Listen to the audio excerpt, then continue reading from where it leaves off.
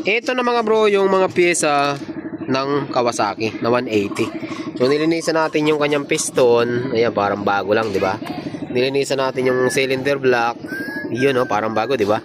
Ganun dapat mga bro maglinis. Nilinisan natin yung ating clutch. Ayan, oh. Clutch housing. Ito yung lumang timing chain natin. Ito yung ating clutch lining. Maganda pa naman. Right? At ito mga bro, kapag ka nagkakalas kayo ng clutch, kalasin nyo na rin yung oil pump natin dahil meron yan ng strainer. Ito po yan, oh, strainer, diba? Yan. Kasi minsan mga bro, nagkakaroon po ng mga dumi-dumi yan.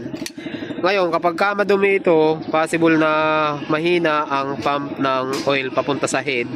So kapag ka mahina naman yung pump ng oil sa head, possible na madama yung ating camshaft. Ito mabuti naman, maganda naman yung camshaft nya at saka yung kanyang rocker arm maganda naman. So mag-aasalan tayo mga bro ng barbula. Siyempre papalit din natin tayo ng brand new na valve seal para iwas usok.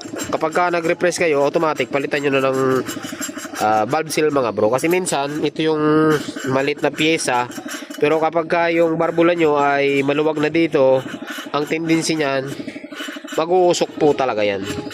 Okay? So linisan ko lang ito mga bro, mamaya balikan ko kayo.